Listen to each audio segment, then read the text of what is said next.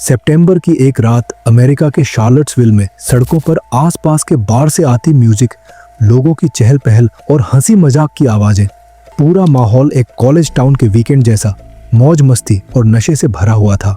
इसी भीड़ में थी 18 साल की हाना ग्रैहम, एक समझदार, खुश मिजाज और सपनों से भरी लड़की। वो अपने दोस्तों के साथ एक मस्ती भरी नॉर्मल सी रात बिताने निकली थी, लेकिन उसे नहीं पता था कि ये रात उसकी जिंदगी की आखिरी रात बन जाएगी। रात के 12 बजने के बाद हाना को अकेले चलते हुए देखा गया। उसके हाथ में फोन था और वो किसी को अपना आखिरी मैसेज लिख रही थी। सीसीटीवी कैमरे उसको रिकॉर्ड कर रहे थे, कभी तेजी से चलते हुए तो कभी ऐसे जैसे उसे समझ नहीं आ रहा हो कहाँ जाना है। और फिर अचानक वो कैमरों से गायब हो गई। कोई नहीं जानता था कि वो कहाँ या किससे मिली। जो एक लापता लड़की का केस था, वो जल्द ही एक खतरनाक सच की ओर बढ़ने लगा, एक ऐसे आदमी तक जिसका अतीत बहुत डरावना था, और एक कहानी जो किसी ने सोचा भी नहीं था उससे कहीं ज्यादा अंधेरी और भयानक थी।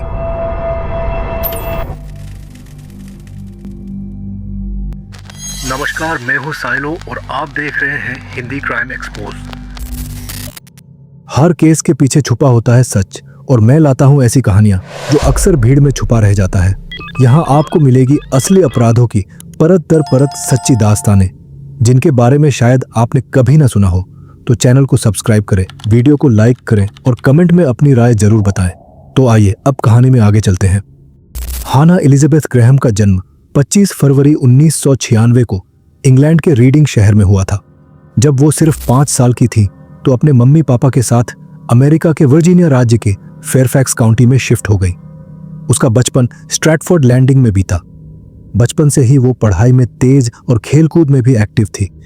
दोस्त कहते थे कि वो बहुत स्मार्ट, मजाकिया और भरोसेमंद इंसान थी।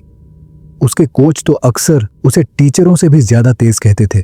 2014 में हाना यूनिवर्सिटी ऑफ वर्जीनिया में दूसरे साल की स्टूडेंट थी और ग्लोबल पब्लिक हेल्थ में अपना करियर बनाना चाहती थी। वो बहुत एम्बिशियस थी, हमेशा कुछ एक्स्ट्रा करने वाली। उसका मस्ती वाला नेचर भी सबको बहुत पसंद था। लेकिन हाना सिर्फ एक नाम या न्यूज की हेडलाइन नहीं थी।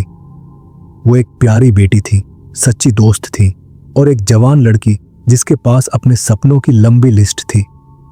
2014 की 13 सितंबर की रात 18 साल की हाना ग्रैहम एक पार्टी से निकलकर दूसरी पार्टी की तरफ जा रही थी। लेकिन करीब सुबह के 1:20 पर उसने अपने दोस्तों को मैसेज किया कि वो रास्ता भटक गई है। उस रात के सीसीटीवी फुटेज में हाना को शार्लट्सविल के डाउनटाउन एरिया में भटकते हुए देखा गया, और ध्यान देने वाली बात यह थी कि कोई उसका पीछा कर रहा था।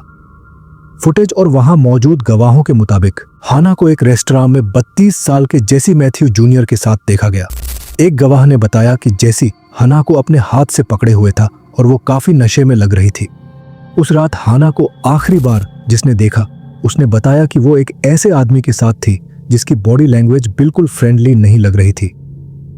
थोड़ी देर बाद वही गवाह उसे जेसी की कार के पास खड़ी देखता है, और पास ही खड़े किसी ने सुना कि हाना कह रही थी कि वो उसके कार में नहीं बैठेगी। यही वो पल था जब हाना ग्राहम को आखिरी बार जिंदा देखा गया। अब 5 साल पीछे चलते हैं। ये कहानी भी उसी जगह से जुड़ी है जहां से हाना गायब हुई है, शार्लट्सविल। 5 साल पहले एक और लड़की ठीक इसी जगह से लापता हुई थी। उसका नाम था मॉर्गन डाना हैरिंगटन, उम्र बस 20 साल। हाना की तरह ही उसे भी आखिरी बार शार्लट्सविल एरिया में ही देखा गया था। 17 अक्टूबर 2009 की रात मॉर्गन अपने 3 दोस्तों के साथ यूनिवर्सिटी ऑफ वर्जीनिया के जॉन पॉल जोन्स अरीना में एक मेटालिका कॉन्सर्ट देखने गई थी। रात का माहौल एकदम जोश से भरा था। स्टेज पर ओपनिंग एक्ट चल रही थी। तभी मॉर्गन ने अपने दोस्तों से कहा कि वो वॉशरूम जा रही है, पर वो फिर वापस नहीं आई। कुछ देर इंतजार करने के बाद दोस्तों को शक हुआ। उन्होंने कॉल किया और मॉर्गन ने फोन उठाया। उसने कहा कि वो बाहर फंस गई है और अंदर नहीं आ पा रही है। उसकी वजह यह थी कि अगर आप अरीना से बाहर निकलते हैं तो सिक्योरिटी रीजंस और स्ट्रिक्ट री एंट्री पॉलिसी की वजह से आप फिर अंदर नहीं आ सकते। लेकिन जब वॉशरूम अरीना के अंदर होता है तो वो दोस्तों को बिना बताए बाहर क्यों निकली, इस बात का किसी के पास जवाब नहीं है। उस रात करीब 9:30 पर कुछ लोगों ने उसे आखिरी बार एक ब्रिज के पास देखा था। वो वहां लिफ्ट लेने की कोशिश कर रही थी और एक अजनबी आदमी से बात कर रही थी। बस यही वो पल था जब किसी ने उसे जिंदा देखा। अगली सुबह यूनिवर्सिटी ऑफ वर्जीनिया के एथलेटिक फील्ड में उसका पर्स और मोबाइल पड़ा मिला। ये साफ था कि कुछ गड़बड़ हुई है। उसकी तलाश में लगभग 1600 लोग, पुलिस से लेकर आम नागरिक तक, जंगलों, सड़कों और खेतों में हर कोना खंगालते रहे। सर्च टीमों ने पुल के आसपास मीलों तक क्लूज ढूंढे, लेकिन कोई ठोस सबूत हाथ नहीं आया। 11 नवंबर को, यानी गायब होने के लगभग 1 महीने बाद, शार्लट्सविल पुलिस को एक कॉल आया, एक अपार्टमेंट बिल्डिंग के बाहर, जो उस जगह से करीब 2 किलोमीटर दूर थी जहां उसे आखिरी बार देखा गया था। वहां एक खून से सना टी शर्ट पड़ी थी, वही टी शर्ट जो उसने उस रात पहनी थी। फोरेंसिक जांच में साबित हुआ कि उस खून का डीएनए मॉर्गन का ही था। पुलिस को कपड़े और कुछ चीजें तो मिली, लेकिन उसके गुम होने का असली सुराग नहीं मिला। हाँ, टी शर्ट पर मिला खून इतना कहने के लिए काफी था कि उसके साथ कुछ बहुत बुरा हुआ है। फिर 26 जनवरी 2010 को एक किसान ने अरीना से लगभग 16 किलोमीटर दूर अपने फार्म के एक सुनसान कोने में हड्डियों का ढेर देखा। तो आखिर ऐसा कौन हो सकता था जो मॉर्गन के साथ इतनी बेरहमी कर सकता है? एक अहम सुराग था, उसके शरीर से मिला डीएनए। 24 सितंबर 2005 की रात फेयरफैक्स, वर्जीनिया में लगभग 8:30 पर एक महिला, जिसे रिकॉर्ड में सिर्फ आरजी कहा गया, ग्रोसरी शॉपिंग करके अपने घर लौट रही थी। वो सीढ़ियों से ऊपर चढ़ रही थी, तभी उसे पीछे से कदमों की आहट सुनाई दी। उसने चाल तेज की, लेकिन अचानक पीछे से कोई दौड़ता हुआ आया और उसे पकड़ लिया। हमलावर ने पहले उसे उठाकर पटक दिया, फिर घसीटते हुए पास के खुले मैदान में ले गया जो जंगल के किनारे था। वहां उसने आरजी को जमीन पर फेंका, उसके पैरों पर बैठकर गला दबाने लगा और सिर को बार बार जमीन से मारने लगा।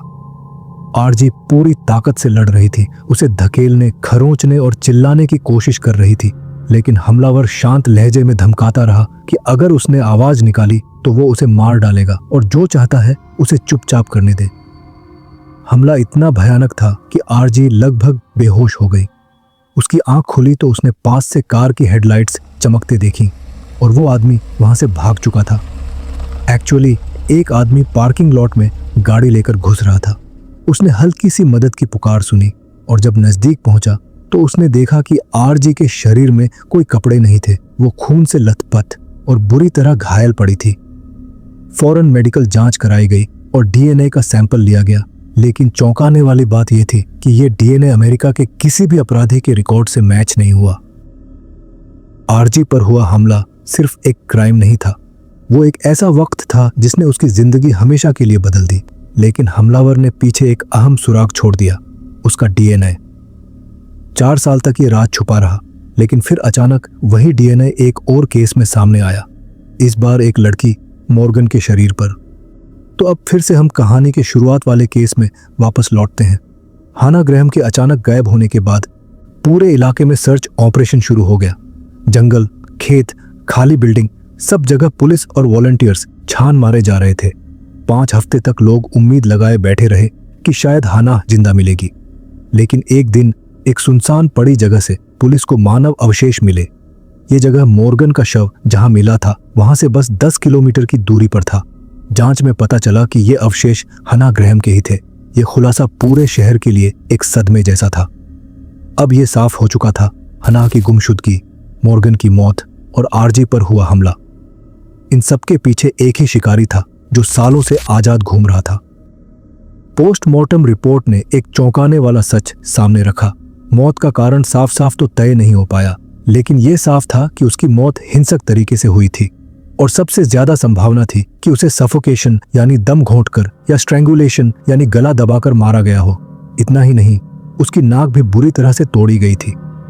अब जरा सोचिए, पुलिस के पास एक ऐसा शख्स था जो कैमरे में साफ नजर आ रहा था और कई चश्मदीद गवाहों ने भी उसे हाना के साथ आक्रामक तरीके से पेश आते देखा था। उसका नाम था जेसी मैथ्यू जूनियर। सीसीटीवी फुटेज में वो पहले हाना से बातें करता दिखा और फिर उसे फॉलो करता हुआ, लेकिन हैरानी की बात यह रही कि पुलिस को उसकी सही पहचान पता करने में लगभग 1 हफ्ता लग गया। इस दौरान जो लोग जेसी को जानते थे उन्होंने बताया कि हाना के गायब होने के बाद से उसका व्यवहार बिल्कुल बदल गया था। वो दफ्तर लेट पहुंचता, सहकर्मियों से बात तक नहीं करता, बार बार कहता कि वो ठीक नहीं है और पूरे समय बेहद अजीब और घबराया हुआ नजर आता। गवाहों ने यह भी बताया कि उन दिनों जेसी का जबड़ा सूजा हुआ था। वो लगातार दांत दर्द की शिकायत करता, मुश्किल से घर से बाहर निकलता और फोन कॉल्स का जवाब तक नहीं देता था, जैसे किसी ने उसकी जिंदगी को पूरी तरह हिला दिया हो। उस समय तक पुलिस की नजर में जेसी मैथ्यू का शक लगभग पक्का हो चुका था। उनकी तलाशी में उसके अपार्टमेंट से कई चौंकाने वाले सबूत मिले। एक पुराना सेल फोन जिसमें 13 सितंबर के बाद से कोई सर्विस नहीं थी और सिम कार्ड भी हटा दिया गया था, जैसे किसी ने जानबूझकर सबूत मिटाने की कोशिश की हो। इसके अलावा एक शॉर्ट्स बरामद हुई जिस पर हाना का डीएनए मिला और उसकी गाड़ी के पैसेंजर साइड डोर से भी हाना का डीएनए मैच हुआ। जैसे ही पुलिस ने जेसी को हाना के गायब होने के मामले में मुख्य संदिग्ध घोषित किया, वो वर्जीनिया से भागकर टेक्सास चला गया। 24 सितंबर 2014 को गाल्वेस्टन टेक्सास में उसे गिरफ्तार किया गया, लेकिन यह गिरफ्तारी इतनी आसानी से नहीं हुई थी। एक्चुअली वह गिलक्रिस्ट बीच के एक सुनसान जगह पर छुपा हुआ था, जहां उसने अपना छोटा सा कैंप साइट बना रखा था। रिपोर्ट के मुताबिक वो यहां करीब 2 दिन तक छिपा रहा। उसकी गिरफ्तारी एक महिला की अलर्टनेस के वजह से हो पाया। बीच पर टहलते समय उसने मैथ्यू को देखा था, जो अचानक गाड़ी रोककर पास आ गया और उसे घूरने लगा। उस महिला को अजीब सा डर महसूस हुआ और उसने बिना समय वेस्ट किए पुलिस को इन्फॉर्म कर दिया। उस समय एक बड़ा खुलासा हुआ। मॉर्गन हैरिंगटन के क्राइम सीन से मिला डीएनए जेसी मैथ्यू से मैच हो गया। साथ ही यह भी साबित हो गया कि वही फेयरफैक्स में आरजी के साथ किया गया अपराध का भी गुनहगार है। उस वक्त पुलिस के पास उसका डीएनए डेटाबेस में नहीं था, इसलिए मैच नहीं हो पाया था, लेकिन अब सब साफ हो गया। अक्टूबर 2014 में जेसी पर 2005 में आरजी नाम की महिला पर हुए हमले का आरोप तय कर दिया गया। फिर 4 महीने बाद फरवरी 2015 में उस पर हाना की मर्डर का केस भी दर्ज हो गया। मई 2015 में प्रोसिक्यूटर्स ने साफ कर दिया कि वो इस बार उसके क्राइम्स के लिए डेथ पेनल्टी यानी मौत की सजा तक की मांग करेंगे। फिर अक्टूबर 2015 में जेसी को आरजी पर हुए हमले के लिए 3 उम्र कैद की सजा सुनाई गई। सुनवाई के दौरान उसने एल्फर्ड प्ली दी, यानी उसने ये माना कि सबूत इतने मजबूत हैं कि कोर्ट उसे दोषी ठहरा सकता है, लेकिन उसने सीधा गुनाह कबूल नहीं किया। इस तरह बिना पूरे ट्रायल के ही उसे सजा मिल गई। आखिरकार 2 मार्च 2016 को जेसी ने खुद मान लिया कि उसने मॉर्गन हैरिंगटन और हाना ग्रैहम दोनों की हत्या की थी और दोनों का अपहरण करके उनके साथ बुरा करने का इरादा भी था। इस कबूलनामे के बाद कोर्ट ने उसे 2 बार हत्या और 2 बार लड़कियों को गलत इरादे से अगवा करने का दोषी माना, जिसमें जज ने उसे 4 बार लगातार उम्र कैद की सजा सुनाई, यानी उसे टोटल 7 उम्र कैद की सजा मिली, जो किसी कैदी के लिए सबसे बड़ी सजा होती है। मॉर्गन की मां जिल हैरिंगटन, जो help save the next girl संस्था चलाती है, एक इंटरव्यू में अपनी भावनाएं बता रही थी। उन्होंने कहा कि उनका सबसे बड़ा मकसद था कि मैथ्यू आगे कभी किसी लड़की को नुकसान ना पहुंचा सके। जिल ने बताया कि वो खुद इस दर्दनाक घटना से गुजरी है और यह उनके लिए बहुत बुरा एक्सपीरियंस था। मॉर्गन की मौत के बाद उनके इलाके में कई लड़कियां गायब हुई हैं या मारी गई हैं। ये सोचकर उन्हें बहुत दुख होता है कि अब एक और परिवार इसी तरह की तकलीफ में है। इस बात ने उन्हें बहुत अंदर तक तकलीफ दी है। जैसे कि हमने जाना, जेसी ने 3 बड़े अपराध किए, 2 हत्याएं और एक लड़की के साथ जबरदस्ती। ये सारे अपराध बेहद घिनौने थे और इनके बीच 4-5 साल का गैप था। आमतौर पर इतने गंभीर अपराध करने वाले लोग इतने लंबे समय तक चुप नहीं रहते। ये एकदम एबनॉर्मल था। और अगर हम करीब 10 साल पहले की बात करें तो 2000 के शुरुआती वर्षों में जेसी पर 2 अलग अलग यूनिवर्सिटीज, लिबर्टी यूनिवर्सिटी और क्रिस्टोफर न्यूपोर्ट यूनिवर्सिटी में लड़कियों के साथ जबरदस्ती करने के आरोप लगे थे। हर बार आरोप लगते ही उसने फौरन उस स्कूल को छोड़ दिया। पुलिस ने दोनों मामलों की जांच की, लेकिन किसी भी मामले में उसके खिलाफ कोई केस नहीं बनाया गया। लेकिन कहानी यहीं खत्म नहीं होती। 20 साल की लाटिशा लेमोन ब्रूक्स आखिरी बार 29 अगस्त 2002 को पीडमोंट कोर्ट सर्विसेज से पैदल निकलते देखी गई थी, जो फार्मविल वर्जीनिया में है। उसके बाद से उसकी कोई खबर नहीं मिली। फार्मविल लिंचबर्ग से बस 48 मिनट की ड्राइव पर है, जहां उस वक्त जेसी कॉलेज में पढ़ रहा था। 6 महीने बाद 19 साल की जूली मरी फ्रेजर आखिरी बार वर्जीनिया के नॉरफॉक में एक बार से निकलते देखी गई। ये वही समय था जब जेसी क्रिस्टोफर न्यूपोर्ट यूनिवर्सिटी में पढ़ रहा था, जो जूली के बार से सिर्फ 30 मिनट की दूरी पर था। फिर 24 जुलाई 2003 को autumn wind day grocery store से शॉपिंग करते हुए आखिरी बार देखी गई थी, जो उस यूनिवर्सिटी से 3 किलोमीटर दूर था जहां जेसी पढ़ाई कर रहा था। उसके बाद 2 महीने से भी कम वक्त के अंदर 31 साल की सोफी मे रिवेरा अपने घर से निकली, जो क्रिस्टोफर न्यूपोर्ट यूनिवर्सिटी से लगभग 11 किलोमीटर दूर था, लेकिन फिर वापस नहीं आई। जेसी ने सोफी के गायब होने के 5 दिन बाद CNU फुटबॉल टीम छोड़ दी और 1 महीने बाद कॉलेज से भी ड्रॉप आउट हो गया। यह सिलसिला यहीं नहीं रुका। 18 साल की शेली कार्सन आखिरी बार अपने घर से बाहर निकलते हुए देखी गई थी, जब वह पास के 7-Eleven स्टोर तक जाने के लिए सड़क पार कर रही थी। 14 अगस्त 2005 को उसका शव वर्जीनिया बीच में मिला, जहां उसे बुरी तरह से पीटा गया था। उसकी हालत इतनी भयानक थी कि उसके माता पिता को उसकी पहचान केवल उसके पहने हुए जूतों से करनी पड़ी, क्योंकि चेहरा पहचानने लायक नहीं था। शैली के पिता ने महसूस किया कि जब हाना ग्रैहम और मॉर्गन हैरिंगटन के केस सुलझ गए तो उनकी बेटी की हत्या भी जरूर जेसी से जुड़ी हो सकती है। और आखिरकार एक और मामला है जो शायद जेसी मैथ्यू से जुड़ा हो, कैसेंड्रा मॉर्टन का। कैसेंड्रा को आखिरी बार लिंचबर्ग में 10 अक्टूबर 2009 को चलते हुए देखा गया था, जो मॉर्गन हैरिंगटन के गायब होने के आसपास का समय था। उसके परिवार ने 4 दिन बाद उसकी गुमशुदगी की रिपोर्ट दर्ज कराई। 48 दिन बाद उसका शव मिला, जो बहुत ज्यादा सड़ चुका था। उसे एक छोटी सी कब्र में पत्थरों के ढेर के नीचे दफनाया गया था। ये सब घटनाएं उस शख्स के इर्द गिर्द घूमती हैं जिसने अनगिनत जिंदगियां तबाह कर दी। उसका शव इतना ज्यादा सड़ चुका था कि उसे पहचानने के लिए दांतों और मेडिकल रिकॉर्ड्स की मदद लेनी पड़ी। उसका सिर शरीर से कुछ कदम दूर मिला था, और अफसोस की बात यह है कि उस जगह से कोई DNA सबूत नहीं मिला। हाना ग्राहम, मॉर्गन हैरिंगटन और RJ, ये तीनों लड़कियां मैथ्यू के सामने अकेली और कमजोर थी, जबकि वो एक लंबा चौड़ा ताकतवर आदमी था। कॉलेज के दिनों में फुटबॉल खिलाड़ी, जिसकी लंबाई करीब 6 फुट 2 इंच लंबा और लगभग 122 किलो वजन का था। और सिर्फ ये ही नहीं, बल्कि उसी समय के आसपास जितनी भी लड़कियां लापता हुईं, वे सब उसी इलाके से थीं जहां मैथ्यू एक्टिव था। और जैसा कि बताया गया, उसके किए गए अपराध बेहद घिनौने और हिंसक थे। इसलिए कहा जा सकता है कि शायद और भी बहुत सी लड़कियां हों जो उसका शिकार बनी हो, लेकिन जिनके बारे में अभी तक पता नहीं चला या पुलिस में रिपोर्ट नहीं कराई गई। लेकिन इस कहानी में एक और पहलू भी है। 2019 में मैथ्यू ने एक पत्रकार से कहा कि उसे कैंसर हो गया है। जब उससे पूछा गया कि क्या उसे अपने किए गए अपराधों पर पछतावा होता है, तो उसने कहा कि अभी वो इसका जवाब सही से नहीं दे सकता है और शायद आगे किसी दूसरे इंटरव्यू में बात करेगा। डॉक्टर ने बताया कि उसे स्टेज 4 का कोलन कैंसर है, जो काफी सीरियस और दर्दनाक होता है। कोलन कैंसर को हिंदी में बड़ी आंत यानी इंटेस्टाइन का कैंसर कहते हैं। सच कहूं तो मैं ये नहीं कह सकता कि इतनी गंभीर बीमारी से मरना उसकी सजा से बेहतर है, या फिर अपनी पूरी जिंदगी एक छोटे से जेल के कमरे में बंद रहना। पर मेरे ख्याल से उसने जो अपराध किया है उसके लिए तो अब भी कम ही है। आप इस केस के बारे में क्या सोचते हैं? कमेंट में अपनी राय जरूर बताएं। मैं हर कमेंट पढ़ता हूं।